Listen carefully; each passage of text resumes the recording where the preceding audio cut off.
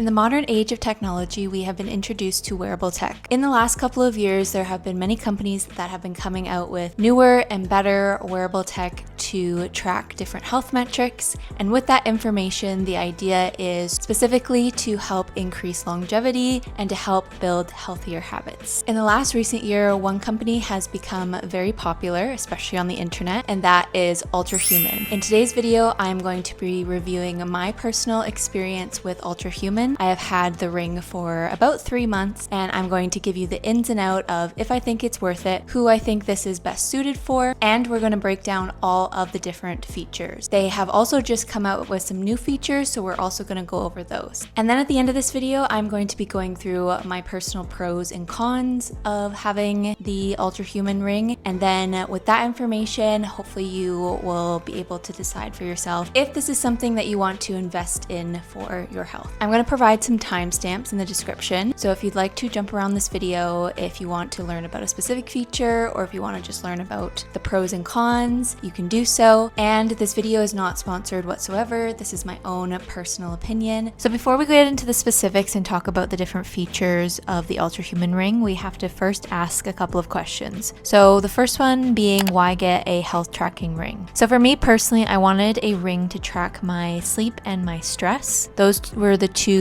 main metrics because I did already have an Apple Watch, but I found I wasn't really able to wear the Apple Watch comfortably overnight, and my Apple Watch tends to die pretty quickly, so I can't really use it overnight. So that was my main selling points of a ring. Now the next question is, why did I go with Ultrahuman over Oura Ring? So Oura Ring, I think, is the first company that came out with a health tracking ring, and there's a couple of reasons why I chose Ultrahuman over Oura Ring. First off, Oura Ring, you do have to pay a monthly subscription fee to use their app, whereas Ultrahuman, once you pay for the ring, you do not have to pay a monthly subscription unless you are investing in a specific plugin, which there's only a couple of those and they're not mandatory, which we will get into later in this video. And I also decided to go with the Ultrahuman because they had something that is called weight loss insurance. So essentially, if you buy the ring through their website, you can also add on the weight loss insurance, which it lasts for 2 years. And if you're using the ring as kind of a motivating tool to help lose weight, this would be something to consider, as if you do lose a significant amount of weight, Ultrahuman will replace the ring for a smaller size for no extra cost. Another thing to consider too, if you're using a ring for cycle tracking, Oura Ring uses natural cycles, and I believe you do have to pay a separate subscription for natural cycles. Natural cycles is not compatible with Ultrahuman, but Ultrahuman has its own plugin. So if that is the reason why you are wanting a health tracking ring, that is also something to take into consideration. And the last big selling feature for me is Ultrahuman is constantly coming out with new plugins. So currently they're working on a weight loss and a jet lag plugin. They recently came out with a parental and a shift work plugin, which doesn't really apply to me, but I think that's really interesting. So you've decided to order an Ultrahuman ring. What is the process and what does it look like? So once you've ordered the ring, you can either order it through their website or you can also order it through Best Buy. But if you order it through the Ultrahuman website, they do include a free sizing kit. Now the sizing kit is important because it is a plastic version, all of the sizes that the ring comes in, and the idea is that you wear the size that you think is the best fit on your finger for at least 2 nights and 2 days to make sure that it fits and that your finger doesn't swell too much and it's too tight, and that the sensor will pick up on your skin and be able to measure everything accurately. You do want to have a small gap around your ring, so not very large, so that there's a little bit of room, like I said, if your finger swells, but you also want it to stay flush against your skin so that it can measure everything accurately. So once you've chosen your size, you will give that information to Ultrahuman, and then they will send you the ring in the size that you chose. So the first feature that we are going to talk about is sleep. Now, like I mentioned, this was the main reason why I wanted the Ultrahuman ring, is I wanted to track my sleep cycle and to make sure that I was getting enough of the important stages of sleep. So this feature tracks total sleep time in bed, sleep efficiency, heart rate, temperature, sleep efficiency, restfulness, consistency, restoration time, timing, heart rate drop. It also breaks down the different stages of sleep and how much time out of the total sleep that you got were in those specific stages. It also tracks how many sleep cycles that you've continued, your heart rate variability during the night, how many times you've tossed and turned, your oxygen saturation, and your morning alertness. And then with all of this information, it gives you a sleep score, which is out of 100. Now, to break down sleep further, we essentially go through 4 stages of sleep. So the first stage is a lighter sleep or just getting into sleep. The second stage is kind of like that transition stage. And then that third stage is deep sleep, which this is probably the most restorative stage of sleep. This is where tissue repair, immune system strengthening, building of bone and muscles all happens during this stage. This is also the stage where if you wake up during deep sleep, this is where you feel groggy, and that is caused by sleep inertia. And then the fourth stage is REM. This stage is important for emotional regulation, memory consolidation, creativity, and problem solving. And then it also tracks your sleep cycles, which sleep cycles vary in terms of duration. The normal amount of sleep cycles is between 4 to 5 cycles per night. And then it also tracks how many times you toss and turn. So obviously, the more you toss and turn, the less restful you must be, and your restfulness score does typically drop. And then morning alertness is based on that piece of sleep inertia. So if you're waking up during deep sleep and you are having a harder time waking up and you're feeling groggy in the morning, it can kind of give you an estimate of how long in the morning it's going to take for you to feel more clear-headed. I think this is a useful tool, especially if you are trying to do a more mentally heavy task early in the morning. It can kind of give you a rough estimate of how long in the morning it's going to take for you to feel better. So there's another feature that's called Sleep Debt. It's a plugin that ties into the sleep feature. And with this plugin, it tells you basically the ideal time to go to bed that evening based on your sleep score the previous night. So it takes into account if you went to bed later and you had poorer sleep, how much earlier you have to go to bed to catch up on sleep. Now, sometimes I do loosely use this. Other times it does tell me to go to bed pretty early. And if I am out later that night, some nights I am either at work until 7:30, and other nights I am at clinic until 8 o'clock and I'm not home until 9 o'clock. I do need some time when I get home to just relax before I can fall asleep, and going to bed at 9:31 is not ideal. So sometimes I don't listen to it, but I do try to stick with having as little sleep debt as possible because I know it's important and I can definitely feel when I haven't had enough sleep. It does catch up with me. There's another plugin called Social Jet Lag, and this is very similar to sleep debt. The only differentiating factor is the social jet lag compares your week and your weekend. And typically people stay up later during the weekends or out later on the weekends. So it also kind of gives you a approximation for how much more sleep you need to catch up on from a late weekend. And I don't really follow this one super closely because I am a bit of a grandma, and 2, I don't really stay out too late very often. So I haven't really felt the need for this, and I feel like the sleep debt is enough. Next up is movement. So the ring also tracks the amount of steps during the day, and it tracks the amount of active and resting calories. But if you find calorie counting triggering, that is something to also consider. Now, all the wearable tech out there do track steps. So I was tracking my steps with my Apple Watch, but what I like about having the Ultrahuman Ring is I'm constantly wearing the Ultrahuman Ring. And with my Apple Watch, I don't wear it to bed, and I do have to charge it frequently, so I am missing some of those steps when I'm either charging it in the morning or it dies. I am just not wearing it all the time, so I find that the Ultrahuman, I am able to track it more consistently. Now, this is a guesstimation. I feel like with any wearable tech, there is going to be some variation from ring to watch, and especially when you go to the grocery store, this is an interesting fact. If you're not swinging your arms and you're using a cart, it can also impact the number of steps that it counts. And then also, if you are on a treadmill and you're not moving your arms, it can also miscalculate your steps. So that's something to take into consideration, but I use it as a general approximation of how many steps that I'm getting.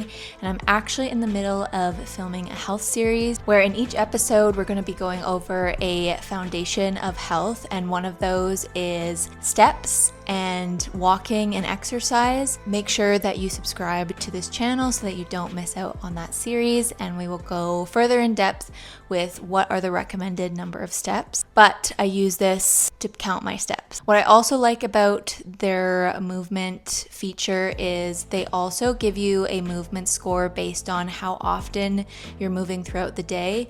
So if you are pretty sedentary the whole entire day, if you're working in an office, not really getting up much during the day, but you have like a half an hour in the evening where you walk, you'll get a lower movement score as compared to if you were getting up and taking frequent little walking breaks. So I think that's really important because that is a huge indicator of health, and sedentary behavior can increase the risk of a lot of preventable conditions down the line. And then also another thing, you can track workouts. And I have heard from some people that it is a pain to track workouts because they found that the ring doesn't really pick up on the workouts. The only workouts that I've tried so far is walking, and I find that the ring detects that very well, and I'm able to just add it. It pops up at the top of the screen and it says, did you walk from this time? And then I just add it. So I don't really find that a hindrance, but if you do a lot of varied exercise, it might take a while for the ring to kind of get to know what kind of exercises your body goes through, and you might have to guide it a little bit. On the topic of the moving component, they do also offer free guided classes that you can do at home through the app. So I believe that they have Pilates, they have yoga, they have HIIT. So you just watch the video and follow along, which is a good added feature. I haven't tried one of the classes yet, but I'm intrigued. Moving on to the stress tracking feature. So in this feature, it tracks how much time during the day you're stressed, how much time during the day you are relaxed, how much of the day you are stimulated, and how much of the day your sympathetic nervous system is activated, which I believe is when you are doing more intense physical exercise. And honestly, I find this feature of the app one of the most confusing. They don't really give you a guideline of how long you should be in these states for. It is important to be stimulated throughout the day, and it is also important to be relaxed, obviously. But again, it doesn't really give you how long you should aim for throughout the day to be in those different phases. I do like the feature on the other hand because I can kind of get to know certain triggers, and I find with my stress response, it has evolved throughout the last few years, especially being in a very intensive program. I tend to exhibit stress in some of the more physical symptoms rather than sometimes the emotional symptoms because I'm just trying to get through a stressful period. So sometimes I kind of ignore those signals and don't really recognize that I need to relax. So in that way, this feature can be helpful in showing me that I do need to prioritize relaxation. Now, it does give you a couple of insights on how to enhance relaxation and increase the time that you are relaxed. They do offer breathing exercises, but other than that, again, it's a confusing interface. Next is the recovery score, which is mostly based on a couple of metrics that includes temperature, heart rate variability, and the quality of sleep that you got the previous night. So this recovery score is out of 100, and if it's below 70, it usually tells you to take that day as a rest day and recuperate. If it's above 70, it basically tells you that you have enough energy to expend and you can go business as usual. And generally I find this feature accurate. Really cool result from this feature that I've experienced a couple of times is when my temperature is slightly elevated above normal.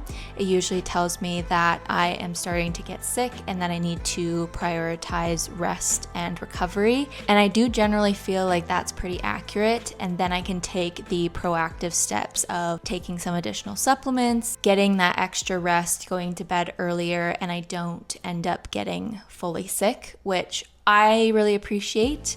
And again, I felt that it's been accurate because I do feel super sluggish when I've gotten those notifications. And it's just kind of a little nudge to remind myself to take extra care of myself and pace myself during this time. So the three main metrics that I mentioned that they take into account for the recovery score is heart rate variability, and temperature. So heart rate is how many times your heart beats per minute. A normal heart rate per minute is around 60 to 100. Some sources say 60 to 90, but generally in that range. A lowering resting heart rate is more advantageous because it is a sign of better cardiovascular health. And the reason why Ultrahuman uses resting heart rate as a predictor of recovery score is because stress can impact your heart rate and stress can impact overall recovery. If you have a lower recovery score, this can be indicative that your body is under stress. The other component is heart rate variability, and heart rate variability is the variation of time between heartbeats. A higher heart rate variability is more advantageous because it suggests that you are able to better adapt and your nervous system is better able to relax and cope with stress, whereas having a lower heart rate variability suggests that you're constantly in that fight or flight activation. A lower heart rate variability suggests poorer recovery and is a signal for stress and fatigue. And of course, with the temperature, a higher temperature than baseline can be an early indicator of illness. Next is the cycle tracking plugin, and this is for menstruating females that can track their menstrual cycles and determine what phase of the cycle that they are in. So the app uses basal body temperature as one of the core components, and then also calendar tracking of periods. And based on these metrics, it can give you a rough idea what phase of the menstrual cycle you are in. Now, I am a little bit disappointed in this feature, mainly because of a personal reason. If you have never seen my face before, I documented my whole cancer journey. I had to get a hysterectomy, and I was really hoping to use this feature to kind of get a guesstimation of what phase of the cycle that I am in. Even though I no longer menstruate, I do have a functioning ovary, and with no menstruation, it is very hard to determine what phase my body is in. And sadly, this feature does not have the capability to track unless you have had a period, which I'm hoping in the future that Ultrahuman and all of the health tracking apps, particularly with cycle tracking, can find a way to make this more accessible for women that have had a hysterectomy with their ovaries preserved. I will say that it is pretty interesting that with this feature, if you have hypothyroidism, if you have endometriosis, or if you have PCOS, you can tell the app that, and based on that, it can tailor your experience, which I don't have any of those conditions, so I haven't really been able to explore those options, but that is something to consider if you were trying to weigh the pros and cons of using the Ultrahuman plugin. Now, like I said, with Oura Ring, Oura Ring is tied with natural cycles, and I do believe you have to pay a separate subscription for natural cycles to use it with Oura Ring, so that's something to consider if you are getting a ring for that purpose in particular. Some other plugins that I will talk about briefly is one of them is the caffeine window. So it gives you a time frame of when is the best time to consume caffeine and when you should avoid caffeine in order to promote quality sleep, and it's all based on your circadian rhythm. And generally I don't really use this plugin. I do have it just in case that I have a caffeinated drink once in a while, and I have experimented a couple of times. I don't drink much coffee or caffeinated beverages, but I did have a caffeinated Zevia one night and it was past the caffeine window, and my ring actually detected it the next morning and said that I had a stimulant and that impacted my quality of sleep, which I think is really interesting. And then the other plugin is vitamin D, which again, I don't really use this because I do supplement with vitamin D and I find it's also hard to track. So it does give you an option of when you set up the plugin, it asks you your skin tone, it asks you how covered you usually are when you're out in the sun, which for me, my skin is very sensitive to the sun, so I do have to stay covered and stay in the shade. So I don't really find myself using this plugin a lot. It does tend to detect when you've been out into the sun and logs it, but for me, it's very minuscule. On to the newest feature, which just came out about 2 weeks ago, and this is the age plugin. Now this one I am very skeptical of, so let's break it down. So basically this plugin gives you a biological age based on the actual age of your brain and the age of your heart. So how they determine the age of your brain is they do determine this with a variety of metrics, which I'll put on the screen. Most of them include the sleep metrics, sleep debt, heart rate variability, temperature variations. And yes, this is useful information because, as most of us know, prolonged sleep deprivation can increase the risk of developing Alzheimer's down the line. So I understand the theory behind this aspect of it. It's when we get to the heart age. So these are the metrics that they use to determine the age of your heart. Some of those include arterial blood flow, the speed of your blood flow, I believe, and other various metrics. Oh, and the other one is arterial stiffness, which I don't really understand how they're accurately measuring this with a ring. For these metrics, it is most accurate when patients go into the hospital and they either get angiography or even determining with their cholesterol levels through blood work to determine their risk for cardiovascular events in the future, lipoprotein A, B, all of that. So I don't necessarily believe that a ring has that much power to predict that, and they do make a disclaimer in this plugin that one measurement should not cause alarm, and essentially to not take this as medical advice. But I think this new plugin could potentially incite a lot of health anxiety in a lot of people. I mean, for myself, I am usually a pretty rational person, but when I first saw my metrics and they weren't reflective of my actual age, I did get quite a bit of health anxiety. All in all, I think using this metric, if you are somebody that is able to just take it with a grain of salt and it's motivating you to improve your brain health and your cardiovascular health, then maybe it's a good idea. But if you have extreme health anxiety, I don't think this is the healthiest feature to have on a health tracking ring. The last feature that I'm going to talk about is the plugins that you do have to pay a subscription fee, and that is Cardio Adaptability and AFib. I don't have the AFib one personally, so I can't really speak on that one, but I do have the Cardio Adaptability. This one kind of just gives you a overall heart rate variability throughout the week, and it gives you a output every single week that you can export and look into further. I will say with this particular plugin, plugin if you are somebody that doesn't have any medical background. It is a chart that is very difficult to interpret. Potentially, if you do have a cardiovascular issue or you are seeing a cardiologist frequently, it might be an added benefit to give some data to your specialist.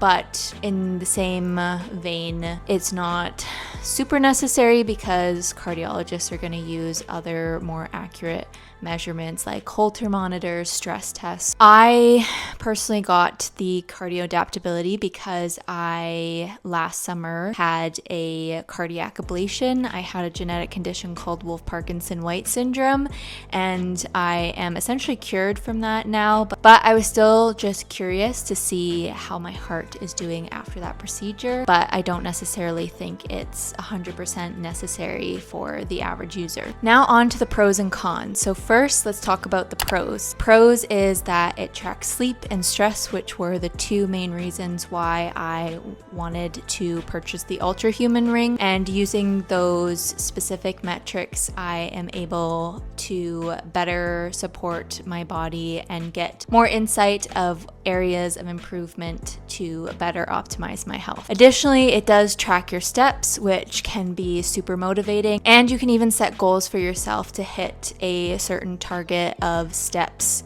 per day. The other added benefit, which I mentioned earlier, is that there is no subscription fees and there's no additional cost for different colors of the ring, unlike some other brands. Another pro is that Ultrahuman is constantly adding new plugins, so there's always new features that are coming out. I am particularly interested to see what the whole weight loss plugin looks like, and then also, of course, the weight loss insurance. The last pro is the battery life. There have been some improvements with the battery life, so there's different settings that you can put the ring on. So they just recently came out with the chill mode, so you're not able to see some of the metrics, but that just helps to extend the battery life of the ring. I would say I get around 3 to 4 days of charge until I have to charge it again. And you can easily flip from the different battery modes so that you can see some of the other metrics that are hidden in the chill mode. Now for some cons. First is the price. It is quite a steep price for a ring. Secondly, and this is more so a personal con for myself, which I covered in the cycle tracking plugin, there is no way currently to track a cycle if you aren't menstruating anymore, but you still have functioning ovaries. So I'm hoping in the future that any cycle tracking app is going to work towards making it more inclusive for women that do still have functioning ovaries. Another con is sometimes some of the components do glitch. For example, once in a while there will be a night of sleep that wasn't tracked for some reason, and it's not because the battery has died. And the cardio adaptability, which is the one that you pay extra for, I have been a little bit frustrated with that one because every once in a while it won't track. And I've been told that I do have to keep the app open overnight on my phone, but I also don't love doing that because I don't want it to take up the battery life off of my phone. In the same topic of glitches, I have also heard a lot of stories of the ring malfunctioning. A lot of people across social media have had the same issue where they've had the ring for a few months and then it completely malfunctions and they need to request a new one. I believe Ultrahuman is only a few years old and this is their second model of ring that came out, but that hasn't happened to me. It has happened to one of my friends. She had the ring about a month or two before I did, and she did recently have to replace it because it malfunctioned, but knock on wood that doesn't happen to me, but that is something to consider. I'm interrupting this video about a month later. I have shorter hair and I have an update regarding what I just said about the rings malfunctioning, and unfortunately mine ended up doing that.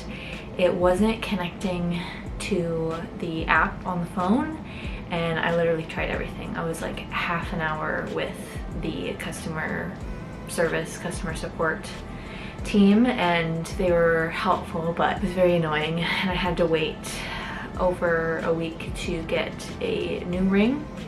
And I'm finding that this new ring, I am having to start from scratch again in terms of it kind of getting to know movement and all that kind of stuff. And for some reason it won't let me put it on like the power saving mode yet, and it hasn't really calibrated some metrics like the brain health, so that's annoying. So that is something to keep in mind, but I didn't have to pay anything.